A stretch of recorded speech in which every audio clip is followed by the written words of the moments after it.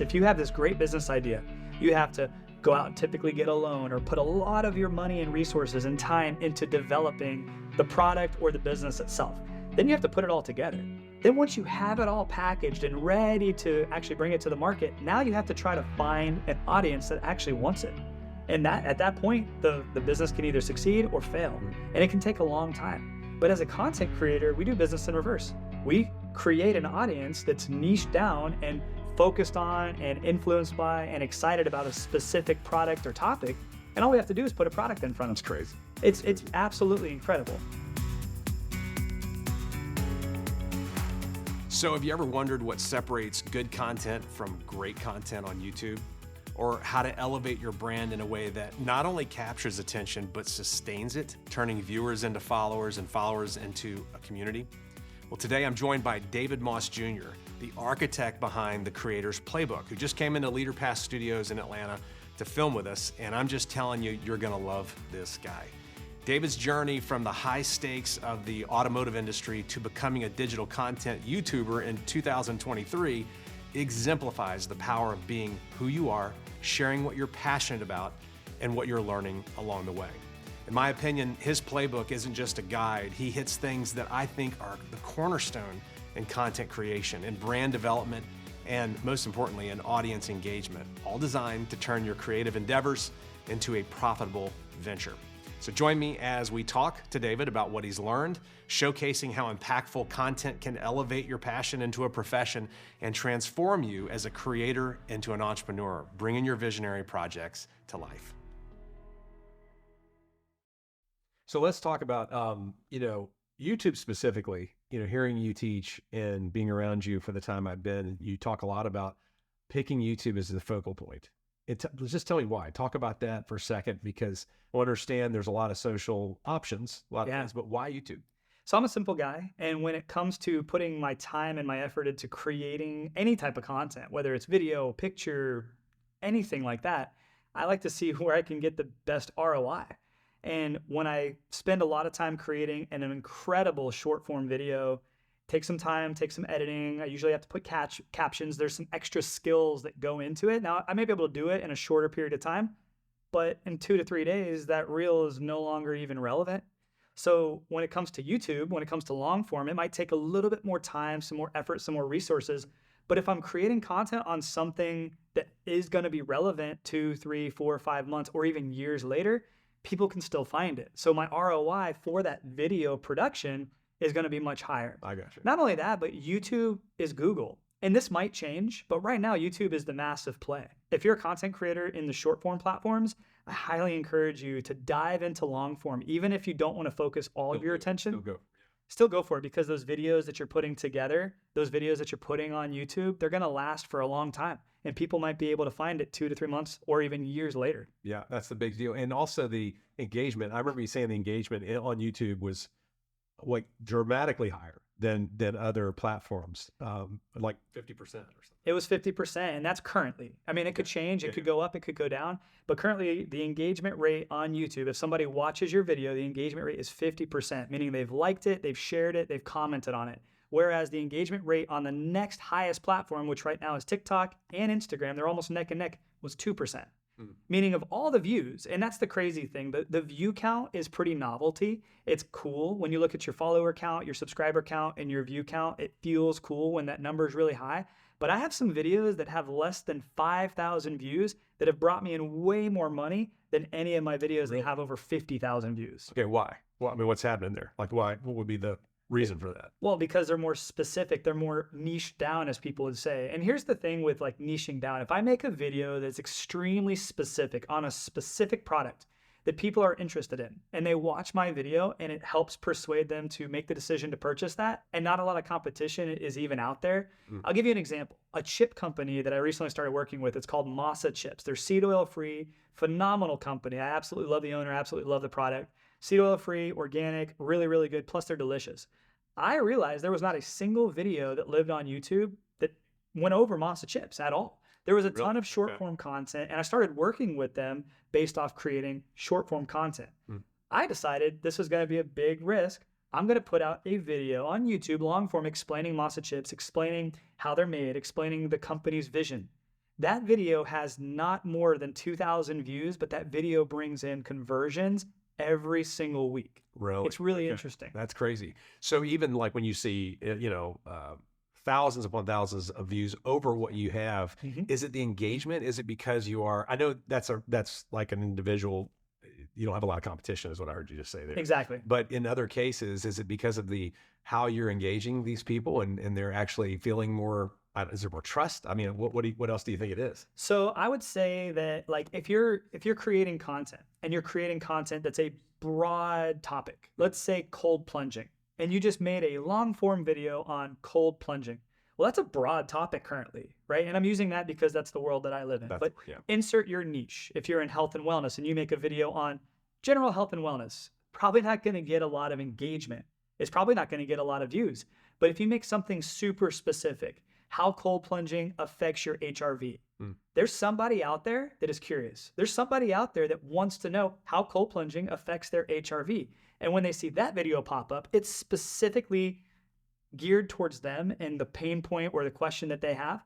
So they click it with intention of watching the whole video. Yep. And if you do have a product that you're talking about in your video and you do have a link in that video that might help that person track their HRV or improve their HRV, well, the engagement's going to be there because you've made a specific video geared directly towards them. That's a huge difference versus you scroll and you're forced to watch whatever you're going to see.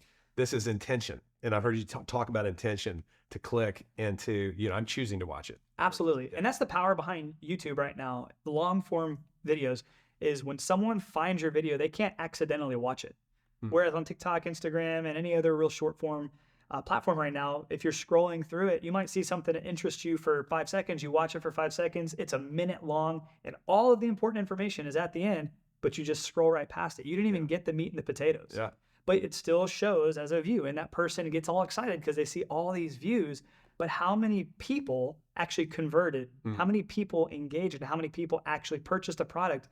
And I'm talking about that a lot because let's face it, if somebody's checking out the Creator's Playbook, it's not because they want to just make really, really cool content and not get paid for it. No. If you want to make money and if you want to monetize your content that you're putting your time and your effort into, it's very important to understand that profit's not a bad word and selling is not a bad thing. No, you want to buy from somebody that you trust. You want to buy from somebody who's giving you information or buy through them, at least because you feel like they vetted it or they've got. Absolutely.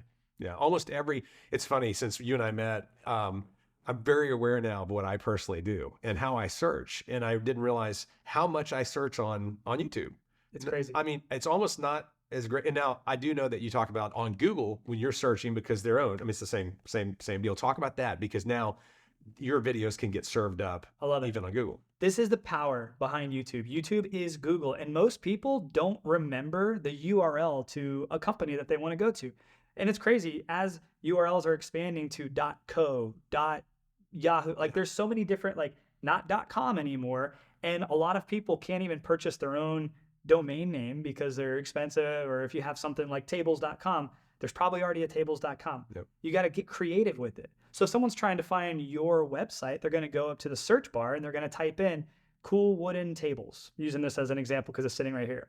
Cool wooden tables, whatever. They're going to search for something. And then YouTube is Google. Google is YouTube. If there's a video on cool wooden tables, it's going to pop up before any of the other brands because Google wants people to stay on Google's Absolutely. Absolutely. That's how they remain grow. That's how they continue to grow. Yeah. They want to keep people on their platforms. Yeah. So if they can keep you on Google or keep you on YouTube, that's what they're going to serve up first. It's just natural for them. I know you've talked about trust and how you equate that to growth. Trust equals growth. What does that mean? Because I know you, like you, trust you, to have people know you, like you, and trust you. But how does that equal growth in your mind? So I want to explain this in a way that's not offensive to anybody out there who's grown really, really rapidly through one viral video. And if you create content that you might have talked about something that's very specific, something that's very niche in a very just the right time, and you grow through virality, whereas your content was entertaining enough to where people are like, oh my gosh, this is great. I got to follow this guy. I got to follow this girl. I got to follow I got to follow this channel. And that content starts to fall off. Well, your relevancy is going to fall off and your growth is going to also fall off. I like to grow through trust. I like to grow through actually explaining how to use a product. I like to explain what the product's good for. I like to explain protocols. I like to explain things, and it's constantly changing. It's constantly varying.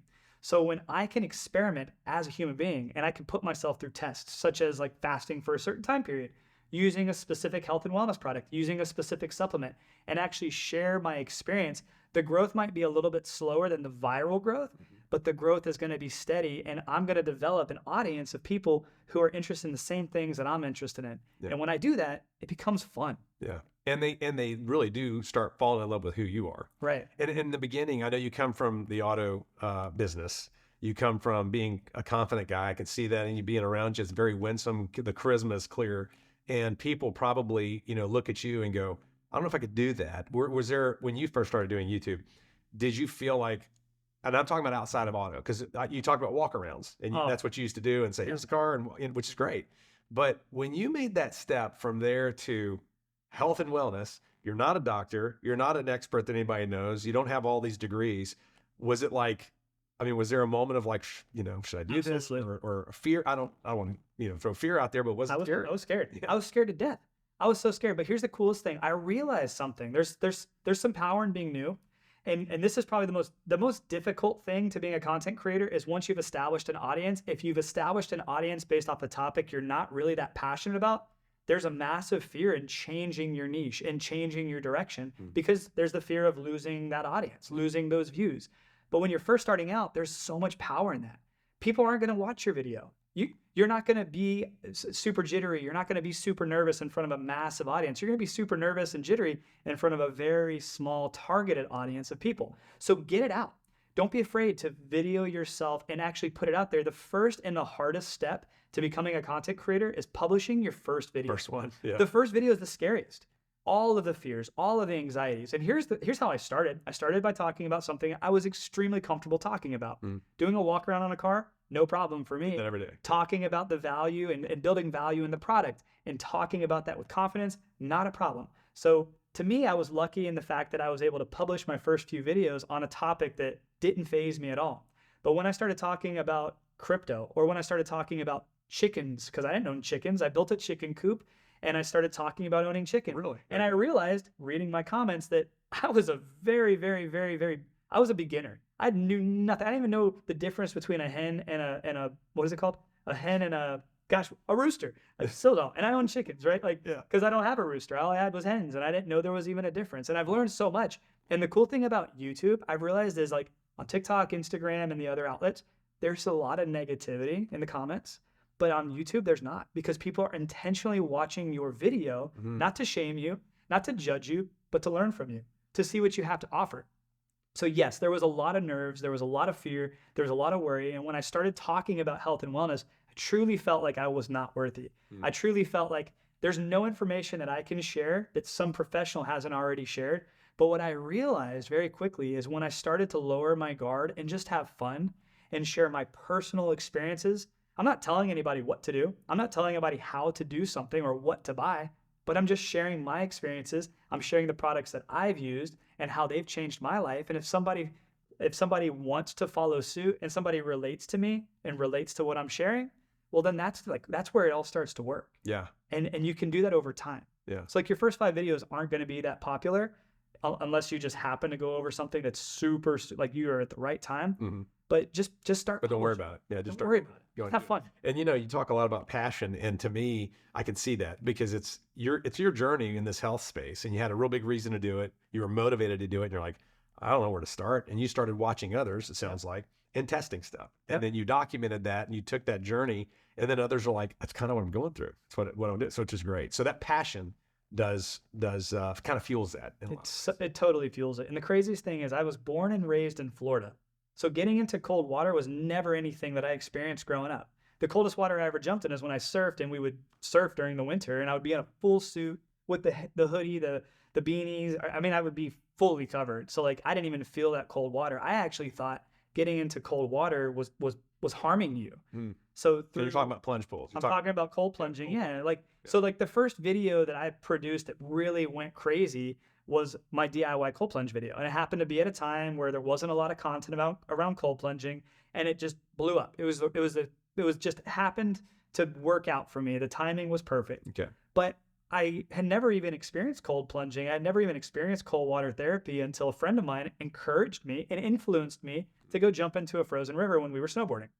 I was like, well, let's give it a try. Yeah. Why not? Let's see. You know what I mean? Like, why not? What do I got to lose? Hypothermia, right?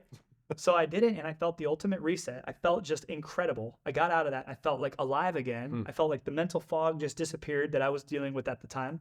And I was like so excited to share it with everybody. Called my wife. I was like, babe, I just got out of freezing cold water, and like I feel incredible. And it's later in the day. We've been snowboarding all day. So I had to share it with everybody. And I think that gave me the push over the edge to like share it on YouTube, to share it with whoever is willing to watch. And that built an audience. And basically people found you. Yep. And then they've stuck with you and they've continued to grow. They sure have. So when I hear the word conversion, I think, okay, somebody has landed somewhere, your site, or maybe watching a video, and then they're going to take some sort of action. Exactly. Tell me first, when you think about conversion, what are you really looking for? Views to conversion. What are you looking for? What do you personally, how do you gauge that? So before I went and met with a ton of established YouTube creators, I thought I was rocking. I thought I was rocking because I watched my channel just grow month after month after month after month. And I had reached a certain number and I'm like, man, this is awesome. This is super crazy. My videos are getting X amount of views, and I'll share. My videos were getting between 2,000 and 5,000 views. I thought that was absolutely incredible. But I realized that a lot of my content was very specific, and it was talking about specific products, specific protocols, and they were very like niched down. But I was excited. I was excited that like even if a video got 1 view and somebody watched it all the way through, I'm like, perfect. I helped 1 person. So I was all excited about that. Well, then I became friends with some established content creators that have hundreds of thousands and millions of subscribers and millions of views. And if they don't get 1 million views on their videos, they feel like a complete failure. Wow. Yeah. But here's the craziest thing. When talking and becoming friends with some established creators that are on that end of the spectrum, I realized that my conversions, meaning my ability to talk about specific products and actually convert high ticket items by helping people make the decision to purchase them or not purchase them, was incredible. Like my numbers were astounding compared to theirs. And that's what they shared with me. Like we didn't like look at each other's financials, but when we were talking about it, they're like, wait, you sold how many saunas? You sold how many cold plunges? You sold how many pairs of shoes or whatever it might be? Insert the item there. Yeah. And it was really interesting for me to like find out, because I'm like, wait a second. I get 10% of the views that you get, but my conversions are 10 times more than yours. And it's not always that way, but I found that to be pretty common. So I kind of shifted gears and focused even more on just, hey, I'm not worried about the views. I'm worried about the conversions. I'm worried about, am I helping people make the decision in my content? Because I don't want to be known as like the entertaining wellness channel. I want to be known as the educational wellness channel that helps you make decisions if a product is good for you or if a product is not. And it's been really, really cool to help people. That's awesome. So that's how you measure it. You look at that. Are you measuring, and that translates also to monetization. That translates to actually making money. Absolutely. Yes, it sure does. And that's where I like to talk about using a tracking tool. Because like to track my conversions, a lot of the brands I work with, they only look at how many sales did he generate.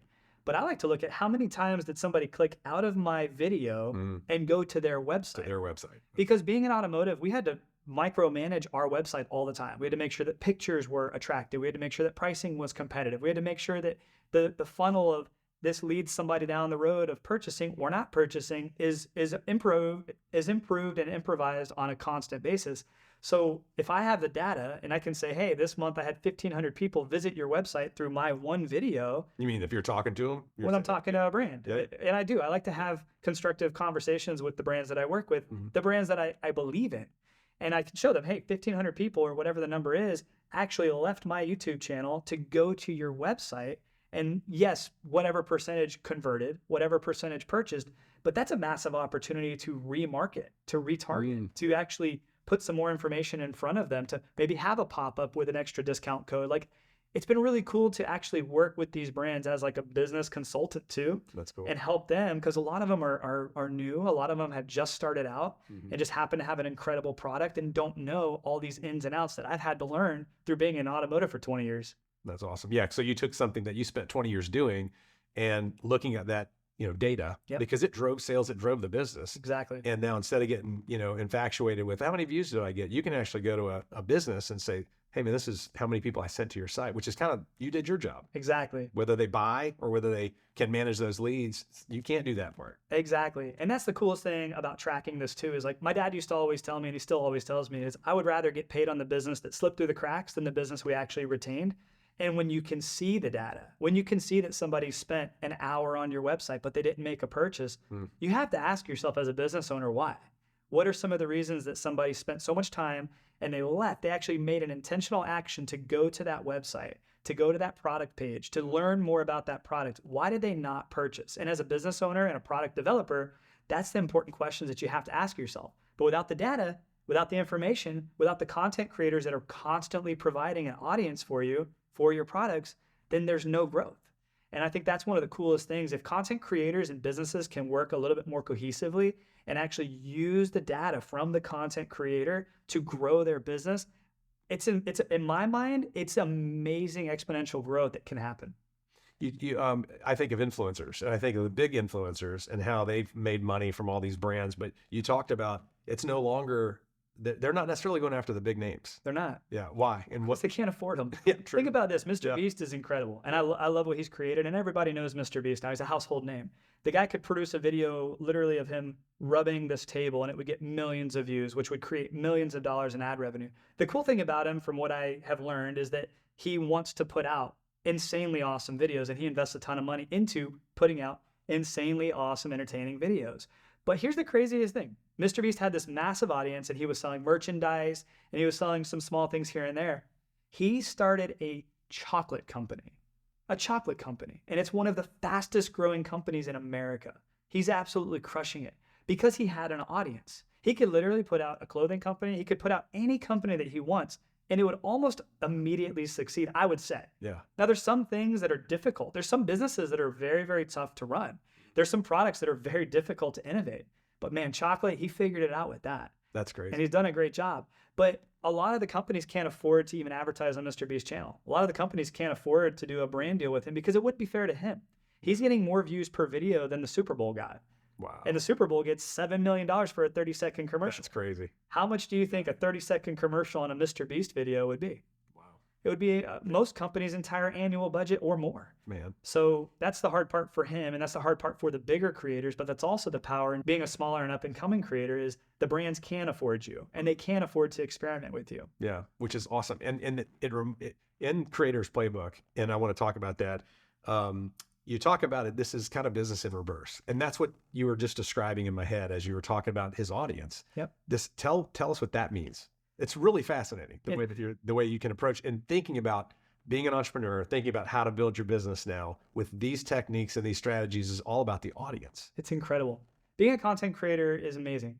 We do business in reverse. Basically, a business, if you have this great business idea, you have to go out and typically get a loan or put a lot of your money and resources and time into developing the product or the business itself.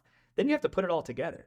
Then once you have it all packaged and ready to actually bring it to the market, now you have to try to find an audience that actually wants it. And that at that point, the business can either succeed or fail. And it can take a long time. But as a content creator, we do business in reverse. We create an audience that's niched down and focused on and influenced by and excited about a specific product or topic. And all we have to do is put a product in front of them. That's crazy. It's absolutely incredible. Like, to me, the most mind-blowing thing is that I originally started creating wellness videos on a DIY cold plunge, right? A DIY cold plunge, which I used a horse trough and an aquarium chiller and an aquarium pump and just created basically a human aquarium of cold water. Okay. Since then, I've had multiple cold plunge companies reach out to me. I've never signed an exclusivity with any of them because I like to be able to be authentic and be able to talk about what I want to talk about. So that's kind of the risk versus reward. Being authentic, you don't get these big brand deals all the time, but you get to be you. And I think I would take that over anything else. Totally. Anyway, it's kind of interesting to me to see that I had started talking about DIY, which is like an entry-level way of getting cold. Now I have products that are in the $5,000 to $10,000 range that I sell 10 to 50 a month through just creating content. And it's not that I'm selling it, it's that I'm explaining how it works. Yeah. I'm answering questions that I had and doing it in a fun and authentic way to where people are like, you know what? I like that. Let's go down there. Let's click that link. Let's purchase this and maybe save a little bit of money too. So I get a little bit of a commission, which is great. The company's all excited, and the customer or the viewer is also extremely excited too. That's awesome. You know, the dream, if you've got an audience or if you've got product that you're moving and selling, is that you would be able to generate or get sponsors, or you'd be a sponsor if you're a business, et cetera. So how does that play into that world of content? So here's the crazy thing about long form content, specifically on YouTube, because there is a massive separation and a massive difference between creating sponsored content on short form, which lives very short term, and then creating a video that's going to live on YouTube, which is going to live on Google for ever. It's evergreen, right? There is much more, like there's a much greater value to a YouTube video to any brand than there is on short form. However, most of the eyeballs tend to focus on the short form. Like most of the brands that I've been able to work with and have conversations with, they want 2 to 3 to 5 reels or posts on short form a month for a set amount of money. And I'm like, why? Like that's a waste of your money. It's going to be gone in 2 to 3 days. Let's focus on spending a little bit more to create one powerful video going deeper into how this works and how this is going to help solve your customers' problems, and do it on YouTube. But a lot of brands are a little bit scared to spend the extra money and understand that that could live a much longer life. They could have a much longer lifespan if we just focused on YouTube. And I want to encourage brands, if there's any brands that are going to end up watching this, I want to encourage them, like spend a little bit more money and sponsor the creators that have the audience that you want to get in front of. It's going to cost a little bit more money. And that's like the true separation. Short form, you're going to get a little bit less money as a sponsored ad. Long form, you could and should get a lot more money. But at the end of the day, the brands that you work with have to understand that it is an investment, but it's a longer term investment. Yeah, because it's not going away. It's not going away. Yeah. So one of the, and I'm a big believer of this, and that is being authentic, and that authenticity of being your message or who you are shining through that. Absolutely. I know that when you think about sponsors or you think about, this type of relationship with partners like that, there are contracts involved. There are kind of do's and don'ts, things you've learned along the way. Absolutely. So fortunately for me, I had a really good high paying job before I became a full-time content creator. And when I was filming and creating content and enjoying what I was doing, I didn't need the sponsorship money. So I was able to make decisions that were completely a part of my moral compass. I had a company that I would never suggest anybody try reach out to me and offer me a lot of money to sign an exclusivity with them and talk about their product on my channel for 6 months. It was a lot of money. I turned it down because I would never take their product. And here's the crazy thing, right? It kind of motivated me to reach out to other companies that actually created a similar product that were much higher quality and take a much lesser deal to actually talk about their products. So being able to talk about a product that you truly use and you truly believe in, that's like the ultimate sweet spot. That's how authenticity can come out. If I ever talked about a product that I didn't believe in, it would show. Yeah. Like that's and who I am. It'd be over. I mean, the second people, and I know you talk about the cringe factor, which is, they can read it all over you. They can read it all over you. Yeah. So I would highly encourage like any creator that's looking for brand deals and partnerships, you're going to have really cool, once you're growing, once you're in that growth, like it's really crazy. I've had to hire a brand manager recently because I've had a lot of companies reach out to me and want to work with me. And there's a few that I really want to work with, but there's a lot that you have to like vet through that you've never even heard of. Like different companies are coming out daily and they want to use creators and they want to use influencers to get their brand out there in front of people, especially when you have an audience that's in that niche. But as a creator, you have to also do your due diligence, make sure you try the product, make sure you test the product, make sure it's a brand and a company that you want to get behind too. Because the second that you produce content and actually accept any type of payment from a company, you are now a representation of that brand. That's right. So make sure that you're not representing a brand that has a horrible moral compass, or really doesn't have the customer and consumer's best interests at heart. That's not aligned with who you are. It has to be in line with who you are. Yeah. Because that's the only way authenticity even comes out. When I think about how many videos are out there and I look at your channel and I look at how much content you produce, how do you come up with that? I mean, that seems like a lot. I mean, outside looking in, and I know it's intimidating. How do you typically do that? The short answer for me is I genuinely want to help. I genuinely love reading through the comments and finding out if there's a question that someone might come up with that I didn't think about answering in maybe the previous video. And I truly want and desire to help people solve their problems. So for example, recently I posted a video of me cold plunging at night, and I had a few people reach out and comment and say, don't you increase your energy when you cold plunge? How is your sleep? So then I was able to make another video answering that question. And if you create that sense of audience, like if you create that culture and that community within your your audience, well, it's really fun to, like, you never run out of ideas. Like, I feel like I have endless ideas. And that's also probably the biggest difference between having an entertaining channel where you're constantly having to try to figure out ways of Right. oohing and awing an audience and keeping them engaged on your channel. You know, I see a lot of content creators that get burnt out when they're in the entertaining side of things because it's very easy to run out of ideas and entertaining. And the comments you're getting might not necessarily tee you up for your next idea. Yeah. When you're in the educational side and you're talking about products that are constantly being developed and there's a ton of different products, well, it makes it a little bit more everlasting. Yeah. You're always going to have an idea. Because you're looking, so, you know, you hear people say, don't read, you hear people say, don't read comments or don't get discouraged. You're like looking at that for, you're getting ideas from that, which is brilliant. So whether they're asking you a question about, you know, just randomly, you're like, oh, that's a great question. Well, there's your content. And that's another reason I absolutely love YouTube and long form videos over the short form, because if I do read the comments on my TikTok or my Instagram, there's a really good chance there's gonna be some negative comments because anyone can type whatever they want. Yeah. And people like to show their butts on those short form content platforms for some strange reason. But I've realized on YouTube, I've realized when I read through my comments, I almost never come across anything negative. Really? There can be some constructive criticism, or someone might actually like, well, I have doctors, like true doctors who comment on my videos, and I've like clicked on their channels and they have a bunch of subscribers and they have a growing audience as well. And they'll comment like, hey, that was awesome what you talked about, but blah, blah, blah. And they'll insert, you know, some facts or something that they truly believe in. And I'm like, this is amazing. Thank you. That is cool. Because I also share, like, I'm not a doctor. I'm not here to try to cure any diseases or anything like that. This is literally just me sharing my experiences using product or protocol or whatever it is. And I think that's kind of, I think there's a lot of fun in that because there's no pressure. Right. There's no pressure in having to be perfect. You can make mistakes as long as you don't portray that you have all the answers. I think that's what keeps me going. It keeps me going. I love reading the comments. So let's cut through all of it, all the nice words. How you make money as a content creator is what matters. Monetization, people listening or watching this. So how do you sell? It's kind of simple, really. I mean, think about this. Like back in the olden days, before there was cars and technology, there lived salesmen. And I'm gonna give you an example, right? Let's say I'm a goat farmer and I have goats and you need milk. I'm not gonna just give you my goat. I'm gonna build value in my goat, and you're gonna hopefully see the value in that goat where you're gonna give me cheese or something that I need from you. Trade. Yeah. So we're gonna trade. Yeah. We trade our time, we trade our money, we trade our resources. So sales isn't a bad thing. And I think a lot of people look at sales as if it's a bad thing. You're a sleazy person or you're a vulture if you're a salesman. It's not the case. I've been in the automotive industry for 20 years and I love what I did. And I still love what I do because I'm helping people solve their problem.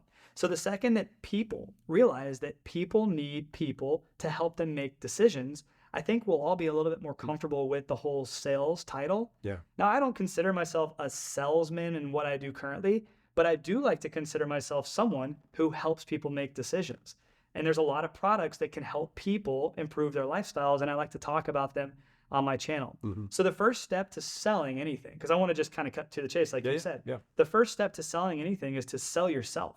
Be authentic, be passionate, be enthusiastic, love what you talk about, have confidence, have charisma, and overall have the character that can bring out, have the character that people are attracted to, right? And when you're passionate about something and you're confident in something and you truly believe in something and you're authentic, well, that comes out.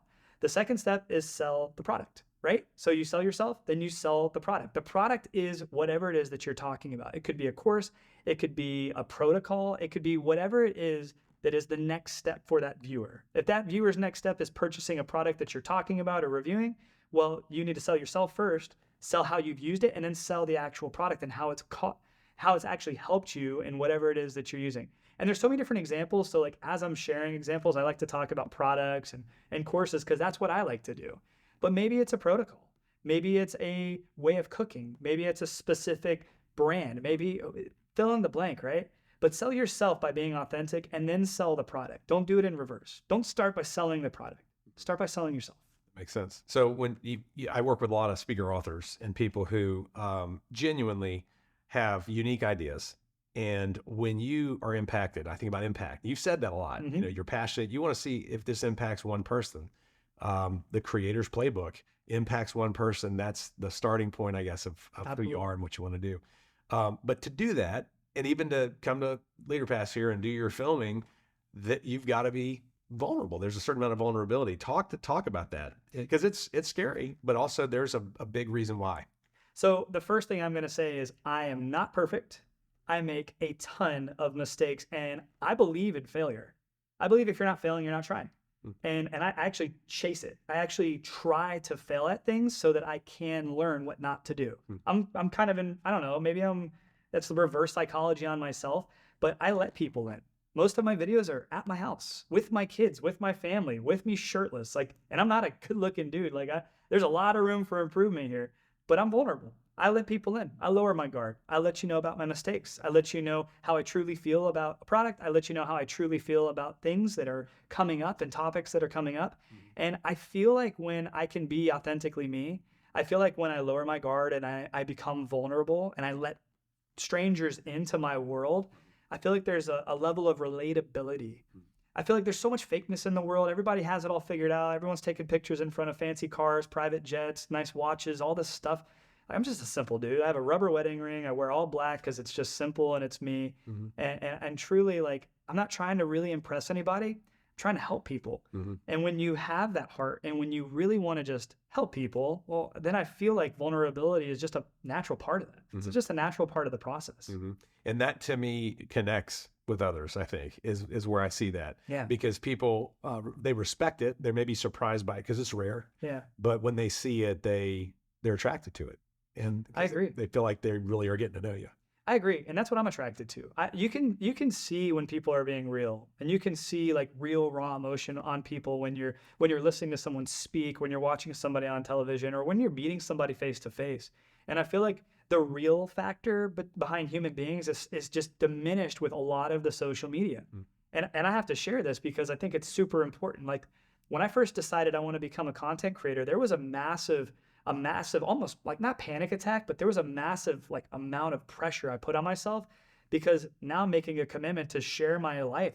I'm making a commitment to share my thoughts. I'm making a commitment to put my goofy face out there on camera for the whole world to see.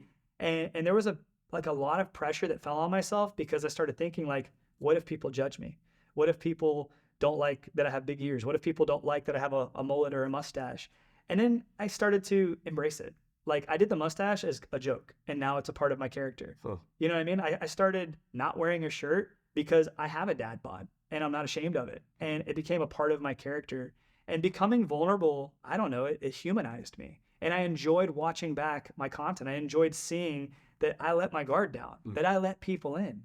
And I am personally attracted to that. I love content creators who let people in. Yeah, it's awesome. So one of the things, let's talk about the creator's playbook, because I'm so excited about this. Me too. Training program. And I can tell you from after, we went through a day of filming and listening to you teach, I think we see that vulnerable side. We see the authenticity. We see a guy who believes in what he's doing because you're living that right now and you're passionate about it. And your motive is to help others. And I think I heard you say that just sheer questions you would get from other people started driving, and you'll spend time with people. If people reach out to you, you want to serve and you want to help. Because you remember being there probably, but you're motivated now to go, okay, how do I now take what I've got and actually organize this in a way and do it in a beautiful way, up level it, make it a little different than what you normally do. But you also talk about, not trying to put people in a box. You talk about, I don't want to give you all the specifics of what you need to do, even though most people like me, it's like, no, give me the specifics. But you, I guess, recognize that everybody's going to maybe have their own unique audience. But talk about that for a second, because that was interesting that you want to leave some of that to others to do. And it's not that there's a secret sauce you're keeping. You're going to teach the strategy and the method, but why not specifics? What made you do that? Well, the number one rule to me is be authentically you, meaning your routine, your life, your schedule, your bills, your family, your thoughts, your actions, what you're into, they're not the same as me. How can I teach somebody exactly what I do and expect them to do exactly what I do at the exact same time I do it if their life is completely different? They might not have the same resources. They might not have the same gifts. And that's why there's a whole lesson on gifts. Use your gifts, highlight your gifts, work on the things that you struggle with, but be authentically you. And to me, one of the most important parts of everything you just asked, right, is when you realize that there's a lot of gurus out there. There's a lot of people out there that are trying to teach you, and I'm not going to say any specifics because I don't want to call anybody out, but teach you specifically how to be more productive, teach you specifically how to manage your marriage. Like, it's so sad to me to see like a lot of like people who constantly train on how to have good marriages end up behind closed doors having so many problems, and it breaks my heart. And that's honestly a fear of mine. Like, me and my wife, she's my best friend, but like I have a little bit of a fear about talking about how amazing our relationship is because of some of the things I've seen happen in others' lives. So I'm not even going to attempt to tell someone exactly how to do anything. I want to encourage them to figure out what it is that they're passionate about, what it is that they're gifted in, what it is that they enjoy doing, and then go do that. Create content about that, especially if what it is they're passionate about is a common issue for some, is a problem for some. And maybe not take the approach of, I'm a guru, this is exactly how you need to do it, but encourage like different thinking. If you notice, like a lot of our conversations, I may not give you specifics, but my whole goal is to provoke different thinking. I want you to think. Provoking it, I want to provoke you into thinking down a different path.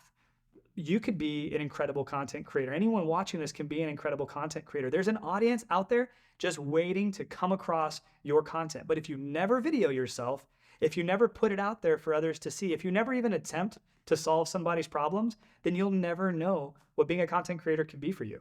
You have no idea.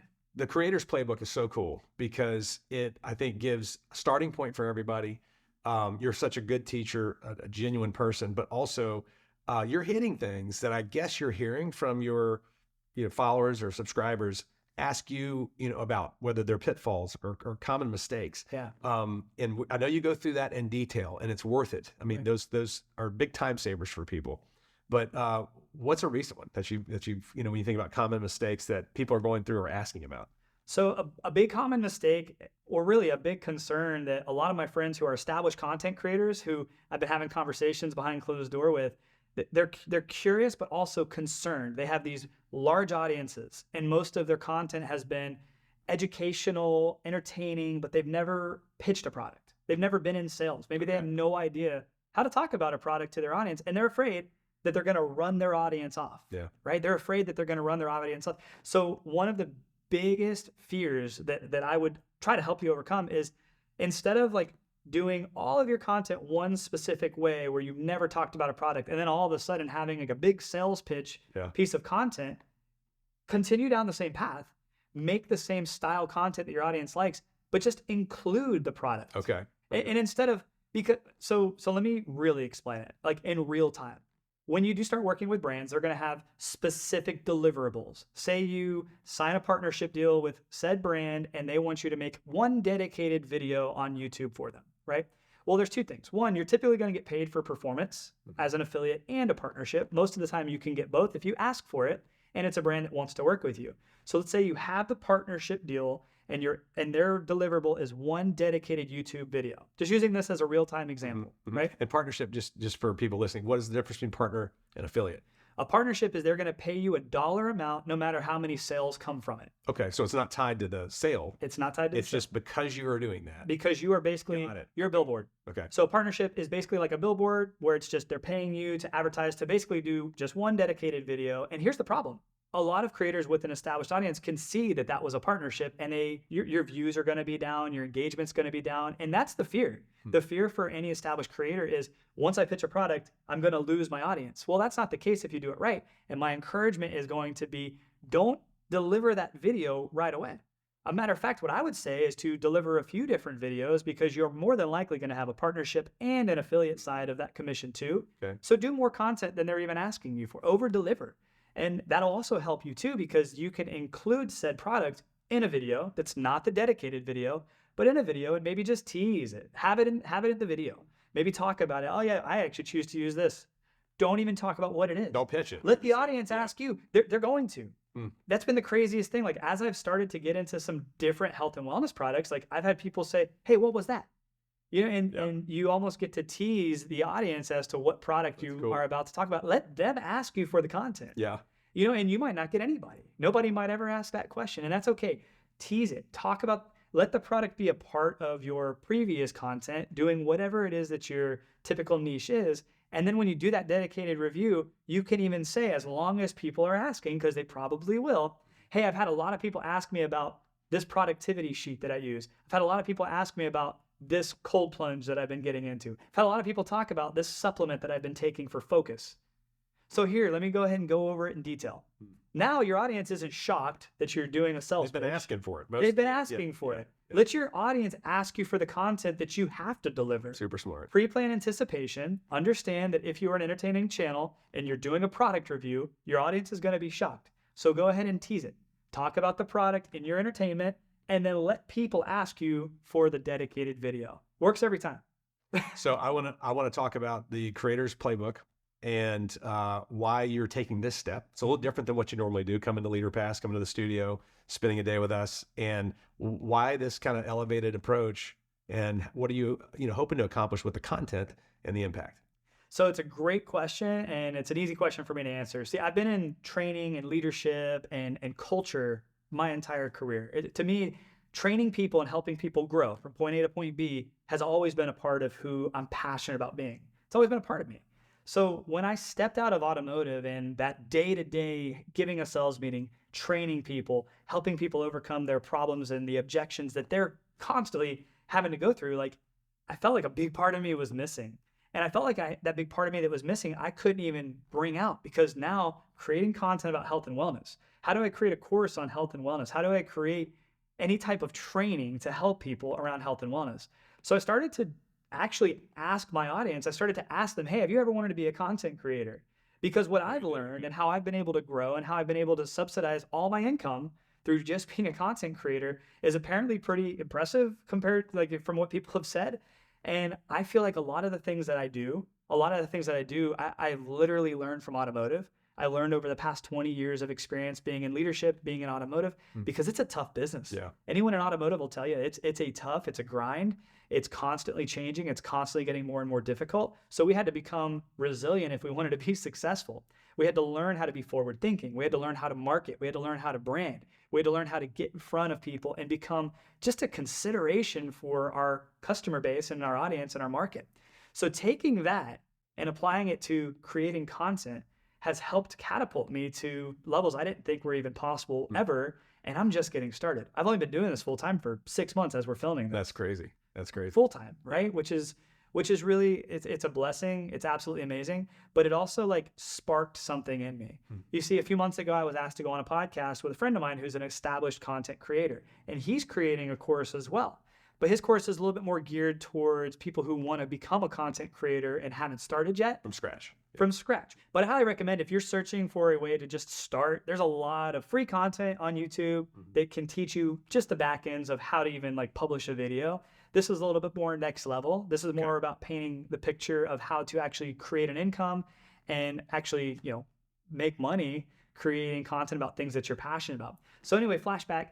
I started creating content about stuff that I was really passionate about. Started asking my audience, hey, like, have you ever wanted to become a content creator? And I started to get a lot of positive responses. People were private messaging me, and I'm not a person who doesn't like to respond. I'll legitimately, like, video call people on Instagram. Oh, really? If they have a great question and I want to get to know. Like, I'm pretty accessible. So I'll video message people and answer their questions and talk to them and help them through their problems. And I realized, like, I love coaching. I love helping people grow. I love helping people solve their problems. So I decided I wanted to put together a course on becoming a creator and becoming a successful creator, not just creating, pictures of, like, flowers and, like, never really wanting anything to come from it, but actually creating content that's solving problems, that's helping consumers, helping people actually make decisions that are going to better their life, that are actually going to make an impact on the lives of many around the world. So when I decided I wanted to create a playbook to help people become more successful as creators, I wanted to go to the best. And I had played around with some of the others. I'm not going to name them, but I had played around with some of the others that you can do from your house, and you can film from your phone, and you can film from the desktop. But there's so much involved in creating a good course that people can actually digest. And as I spent my own money doing the trials and playing around and wasted time trying to create a course with the same content, I realized, like, there's a lot of stuff that I'm not good at, and there's a lot of stuff that I don't really think people are going to enjoy using other platforms.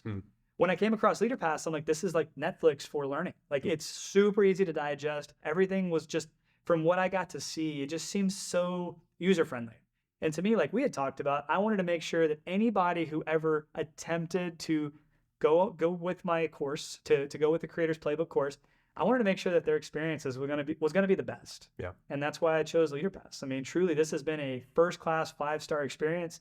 I'm real excited to see the finished product. Yep. Yep. We're already on it. We're yeah. already on it. It's one of the things that, and thank you, by the way. And I'm glad you chose, because as we have engaged, we get involved with you. Yeah. And there's a whole thought process to DIY. We've talked a lot about do it yourself, and it's something everyone should learn and do and go through as they go through your course. You talk about tools. You talk about, hey, this is a good camera. You don't have to go buy these kind of cameras. You start here, and you were able to build that, on either iPhone or whichever ones, and you talk in detail about it. But, in our mind, there's a point where creators need to just be able to create.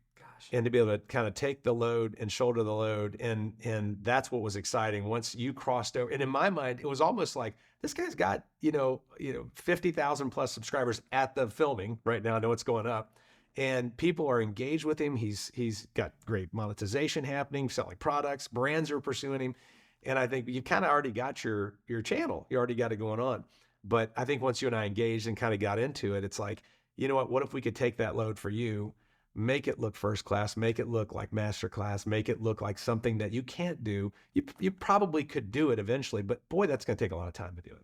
And so I hope our time together and that feeling is not just, oh gosh, I can think about this and do it, but we're in it with you and our team's in it with you. And you've just done a fantastic job. So I can't wait. We've already got people jumping on it and editing it because I want to see it. And then I know your people, I know you do, and your wife probably will, and your kids. Of course. But it's been a pleasure having you. It's been incredible. This whole experience, like I said, has been first class, 5-star, and being able to just teach and not having to worry about the camera setup and not having to worry about the settings. And these settings are amazing. Like I truly am so excited with what this finished product is going to look like. And I'm super excited and grateful that we met and that we're getting to do this together. Awesome. Well, more to come, and can't wait to tell people about it. Me too, man. All right.